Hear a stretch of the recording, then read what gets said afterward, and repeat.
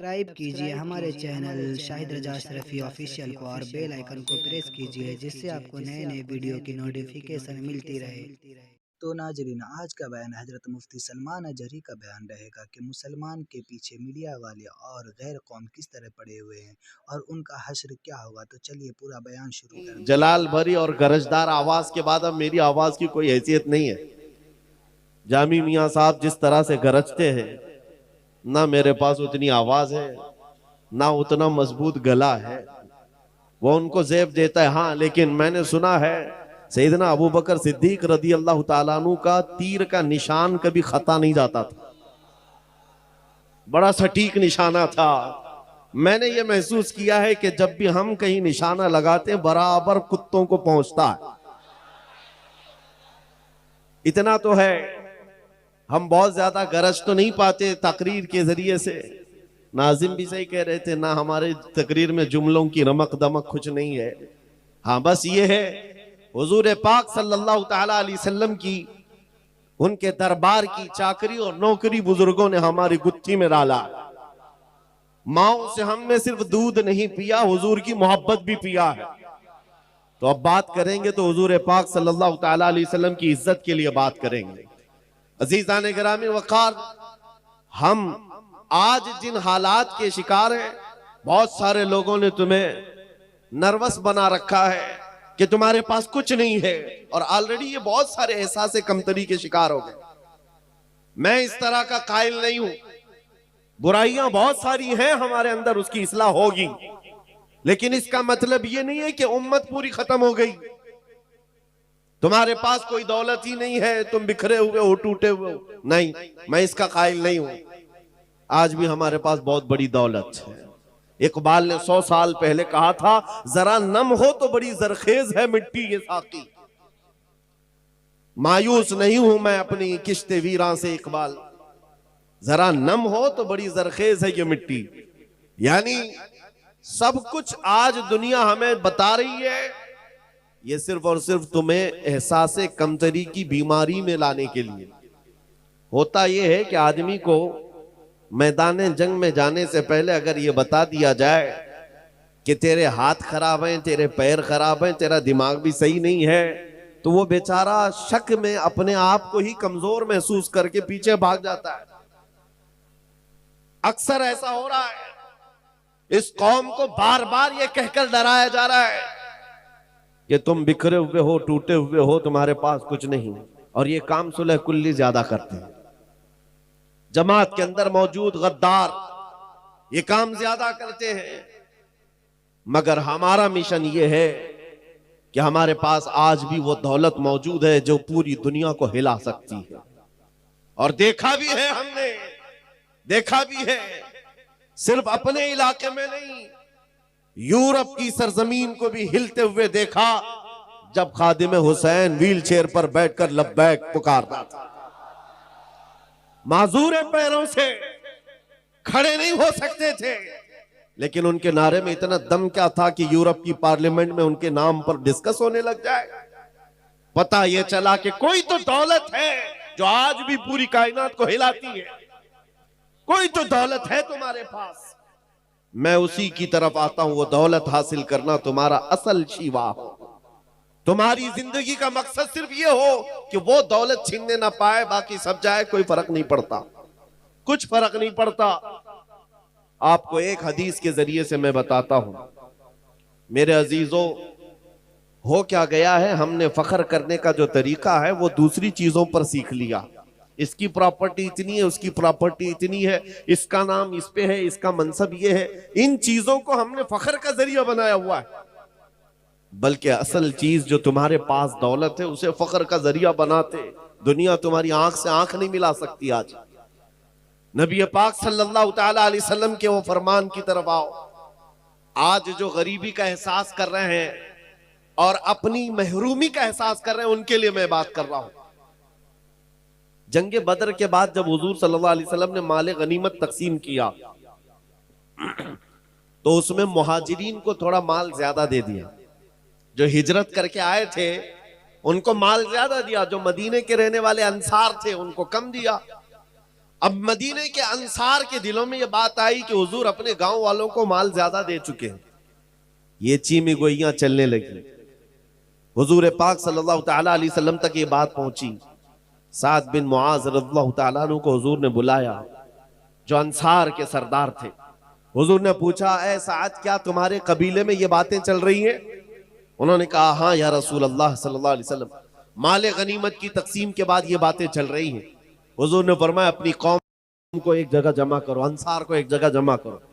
तवज्जो मेरे अजीजों, अंसार को सब एक टीले के पास जमा किया गया। नबी पाक सल्लल्लाहु अलैहि वसल्लम तशरीफ लाए और पूछा, सुना है कि तुम्हारे दिलों में एक बात आ गई है कि मैंने मुहाजिरीन को माल थोड़ा ज्यादा दे दिया है, क्या ये बात सही है? उनकी गर्दनें झुक गईं। कहा, हाँ या रसूल अल्लाह, हम में से कुछ लोगों के दिलों में बात आई।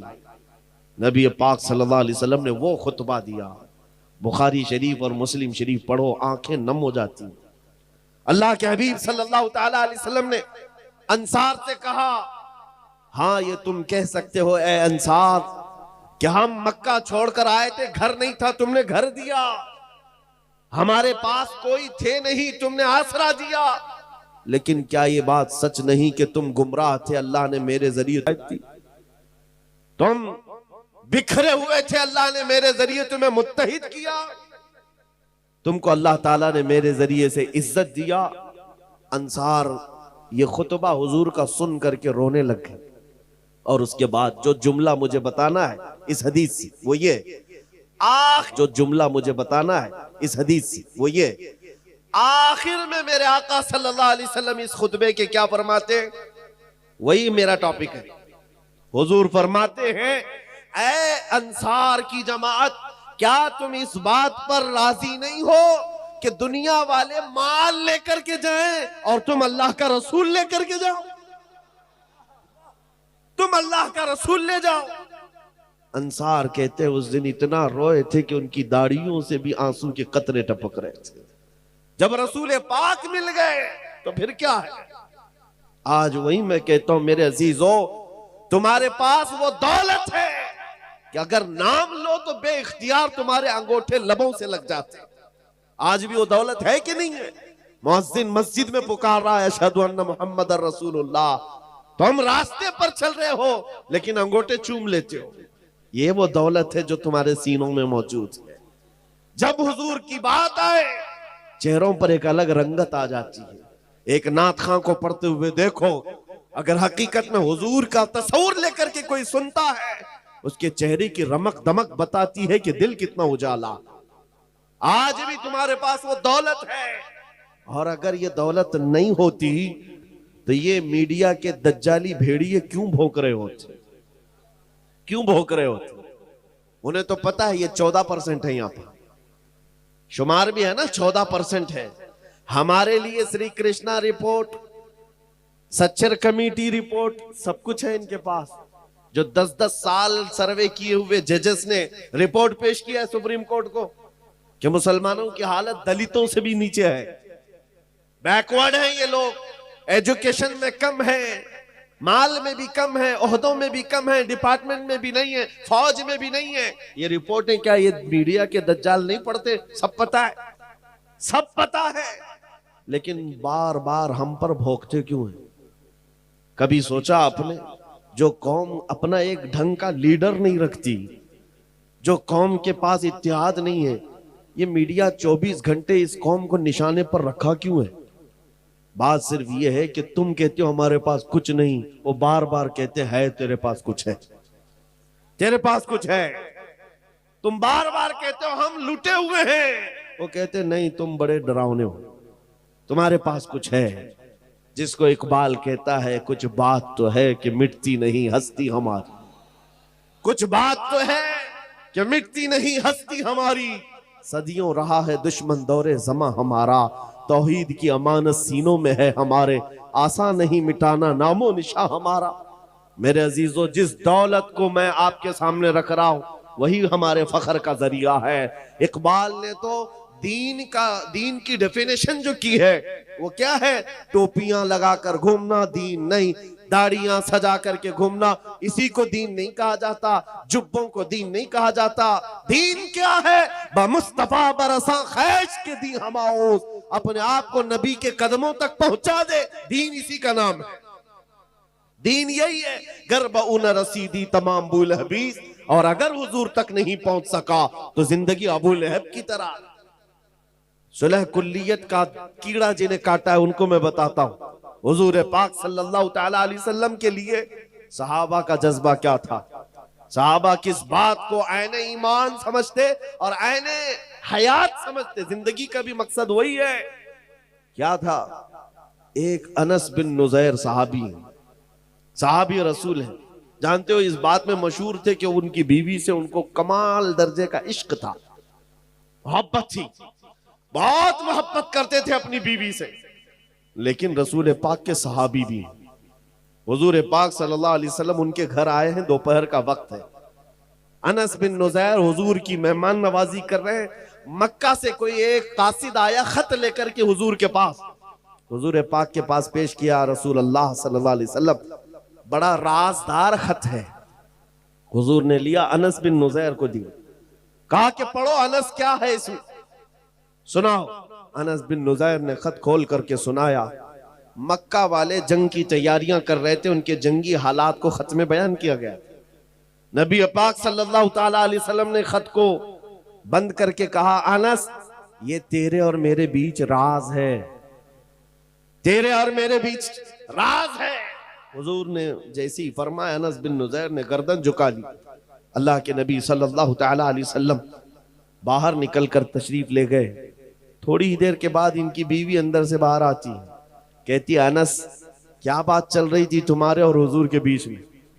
अनस बिन नुज़ैर तो कमाल दर्जे का इश्क करते थे, मोहब्बत करते थे बीवी। कहते खबरदार, वो रसूलुल्लाह का राज, इसमें तुम बीच में मत आना। कमाले ईमान है ये। इश्क को एक तरफ रखो, हुजूर की जात अलग है। जहां नबी की बात आए, बीवी ने कहा मुझे भी तो सुनाओ, क्या बात है, मैं तुम्हारी इतनी करीबी हूं। कहा सब ठीक है। हुजूर ने फरमाया राज है। बीवी ने हंस करके कहा, अनस बिन नुज़ैर क्या छुपाते हो, दीवार के पीछे से मैंने सुन लिया है, मक्का से खत आया है, जंग की तैयारियां हो रही हैं। ओ, बीवी ने तो सुन लिया था। अनस बिन नुज़ैर ने क्या कहा जानते हो? कहा कुछ नहीं, सीधे जाकर गर्दन पकड़ ली अपनी बीवी की, जिससे कमाल दर्जे की मोहब्बत करते थे। गर्दन पकड़ लिया, कहा उस वक्त तक गर्दन से तेरे हाथ नहीं हटाऊंगा जब तक रसूलुल्लाह का फरमान नहीं आएगा, क्योंकि ये मेरे और नबी के दरमियान राज था। तूने सुन लिया तो कहीं अल्लाह मुझ पर अजाब ना भेज दे कि नबी के राज को इफ्शा किया है अपने इश्क और अपनी मोहब्बत की बुनियाद पर। और गर्दन पकड़ करके ले आए हुजूर तक। हुजूर पाक सल्लल्लाहु तआला अलैहि वसल्लम के पास लाए, कहा आका मेरा कसूर नहीं है, इसने दीवार के पीछे से बात सुन ली, आपने कहा था राज है, मैं इससे बहुत मोहब्बत करता हूं आका, लेकिन राज इसने सुन लिया है, मैं गर्दन से हाथ नहीं हटा रहा हूं, अगर आप फरमाए तो इसकी जिंदगी में खत्म कर दूं। अल्लाह के नबी सल्लल्लाहु अलैहि वसल्लम ने फरमाया, अनस वो मेरी सहाबिया है, वो आम औरत नहीं थी, सहाबिया थी, छोड़ दो, जिस तरह तुम राजदार हो वैसे ही वो भी राजदार। अल्लाह के हबीब सल्लल्लाहु तआला अलैहि वसल्लम ने फरमाया, तब अनस बिन नुज़ैर ने हाथ हटाया, उन सहाबा के मेयार को क्या पहुंच सकोगे, सारी दुनिया एक तरफ डाल दी, हुजूर अगर राजी है तो पूरी कायनात हमारी। ला युमिनु अहदुकुम हत्ता यकूना हवाहु तबअन लिमा जितु बिही, ये मेरे आका का फरमान सहाबा को याद था। तुम में से उस वक्त तक कोई मोमिन नहीं हो सकता जब तक कि अपनी ख्वाहिशात को मेरी मर्जी के मुताबिक ना बनाए। तुम अपनी ख्वाहिशात के मुताबिक जीने के लिए आए हो दुनिया में।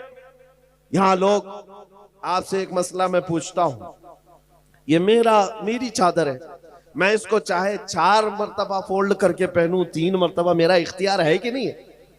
मेरी चीज है, मैं जिस तरह चाहे पहनूं, मेरा अमामा है, मैं जिस तरह चाहे बांधूं, मेरी चीज का इस्तेमाल मैं जैसे चाहे कर सकता हूं, मेरा इख्तियार है। आपके पास जो चीज है, आप जिसके मालिक है, कुछ भी कर सकते हैं।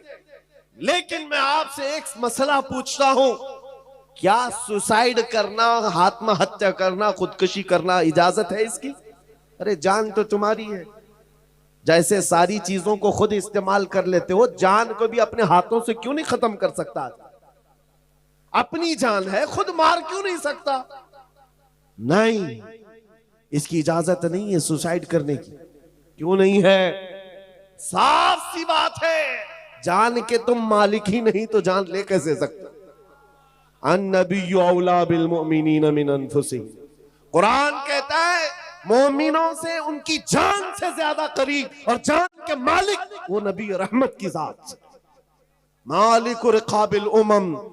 हम अपनी मर्जी से जीने नहीं आए यहां पर, हम अपनी ख्वाहिशात से जीने नहीं आए। जो ये कहता है वो झूठा है और वो धोखे में पड़ा हुआ आदमी है।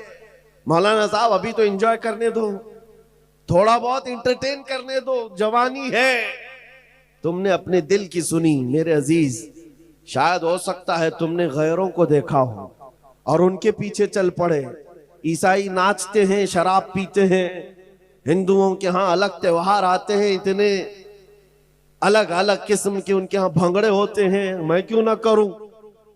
शेर चला कुत्ते की चाल, अपनी चाल भूल गया। तुमको नबी रहमत सल्लल्लाहु अलैहि वसल्लम की उम्मत में बनाया गया और रब ने खैर उम्मत का लक़ब तुम्हें दिया। तुम्हें कुत्तों को देखने के लिए नहीं भेजा गया, तुम्हें खालिद बिन वलीद को देखने के लिए भेजा गया। सलाहुद्दीन अय्यूबी को देखो, मुस्तफा करीम के कदमों को देखो। अपने से नीचों को देखोगे तो नीचे बनते चले जाओगे, ऊपर देखो अल्लाह तुम्हें बुलंदी पर ले जाएगा। ऊपर देखो, अपनी ख्वाहिशात से हम जीने नहीं आए हैं। हमें जो करना है यहां पर, एक बात मैं बताता हूं, सूफिया इकराम का एक मसलक है, जब वो किसी की तरबियत करते, मुजाहिदे करवाते, मुजाहिदे हैं, मुराकबे हैं, मुहासबे हैं, मुकाशफे हैं, ये मंजिलें हैं। वहां पर पहले खाने को तर्क करवाया जाता है, दुनिया की ख्वाहिशात निकाली जाती है, नींद कम, बोलना कम, खाना कम, बहुत कुछ वहां तरबियतें होती। लेकिन एक मंजिल है मुराकबे की, मुराकबा। ये क्या होता है मुराकबा मालूम है? हजरत जुनैद बगदादी रहमतुल्लाह ताला अलैह ने फरमाया, मुराकबा करो और जिसका मुराकबा मुकम्मल हो गया वो अल्लाह का वली बन गया। मुराकबा क्या है, सुनना चाहेंगे आप? बहुत आसान अमल दे रहा हूं, बहुत आसान अमल। मुजाहिदे में बहुत लंबी नमाजें हैं, रात रात भर खड़े होकर इस्तिग़फ़ार करते रहो मुजाहिदे। मुराकबा बहुत आसान है। क्या है? बस आंख बंद करके खामोश थोड़ी देर बैठ जाना, बस यही मुराकबा है, कुछ नहीं है इसमें। मुराकबा आंख बंद कर खामोश बैठना। 5 मिनट बैठो कि 10 मिनट बैठो, घंटा भर बैठो, तुम्हारा इख्तियार, लेकिन थोड़ी देर खामोश बैठना है। 5 मिनट बैठो, 10 मिनट बैठो, खामोश, किसी की फिक्र नहीं। लेकिन अब सवाल ये बनता है, जब बंदा आंख बंद कर खामोश बैठ जाए तो उसका दिमाग खामोश नहीं रहता, चलता रहता है, कुछ ना कुछ तो सोच आती है।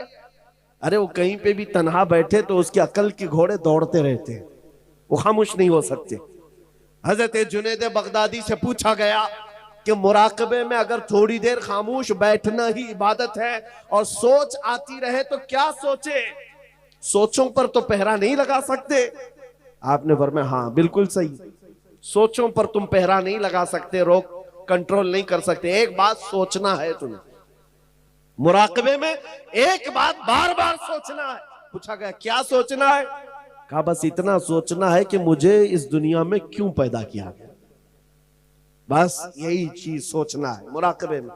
मैं यहां क्यों आया, मुझे क्यों पैदा किया गया, ये मेरी जिंदगी क्यों दी गई, ये सोचते रहो, बार बार सोचते रहो, मुराकबे में यही सोचते रहो, फिर क्या होगा? हजरत जुनैद फरमाते एक वक्त आएगा तेरा जमीर पुकार कर खुद ही जवाब देगा तू क्यों आया। तेरा दिल पुकार कर जवाब देगा तू क्यों आया है। मैं मिसाल में बताऊं, जिसका मुराकबा कंप्लीट हो गया वो क्या जवाब देता है? बैठ करके रोजाना सोचता हो मैं क्यों आया, मेरी जिंदगी क्यों मिली, मुझे हयात क्यों दी गई, मुझे क्यों भेजा गया, रोज सोचता रहे। एक दिन उसका मुराकबा कंप्लीट होता है तो दिल उसका पुकार कर कहता है, जिंदगी ये नहीं किसी की किसी के लिए, जिंदगी है नबी की नबी के लिए। ना समझ मरते हैं जिंदगी के लिए, जीना मरना है सब कुछ नबी के लिए। जिसका मुराकबा कंप्लीट हो गया, ताजुश शरिया ने पुकार कर कहा था, जिंदगी ये नहीं है किसी की, हाँ जिंदगी है नबी की। ये जमीर पुकार कर खुद जवाब देता हम क्यों आए। और आला हजरत का मुराकबा हुआ होगा, तब उन्होंने क्या कहा था, दहन में जुबान तुम्हारे लिए, बदन में है जान, और हम आए यहां उठे भी वहां। जमीर पुकार कर कह रहा है हम अपने लिए नहीं आए हैं, या रसूल अल्लाह जीना मरना तुम्हारे लिए, हुजूर के लिए आए हैं। उसी इमाम ने कहा था, ला युमिनु, उसी इमाम ने कहा, अला ला ईमान अली मल्ला मोहब्बत अला, उसका तो ईमान भी नहीं जिसके सीने में उनकी मोहब्बत नहीं। अजीजा ने गिरामी वक़ार, जिंदगी का मकसद समझो। कुरान में भी अल्लाह फरमा रहा है, फहसिबतुम अन्नमा खलकनाकुम अबसा, तुम क्या ये गुमान करके बैठे हो कि हमने तुमको बेकार पैदा किया है। अल्लाह ने किसी को बेकार नहीं पैदा किया। तुम चौक पर, चौराहों पर, गटर नालों पर बैठकर अपनी जिंदगी को तबाही पर ना ले जाओ। तुम्हारा एक एक लम्हा कीमती है नौजवानों, तुम्हारी जिंदगी बड़ी कीमती है। सहाबा की जिंदगी को देखो, अल्लाहु अकबर। तुम्हें ऐसा लगता है कि हम कुछ सख्त बोलते हैं। एक वीडियो अच्छी लगे तो हमारे वीडियो को लाइक करें और हमारे चैनल को सब्सक्राइब करें। शुक्रिया।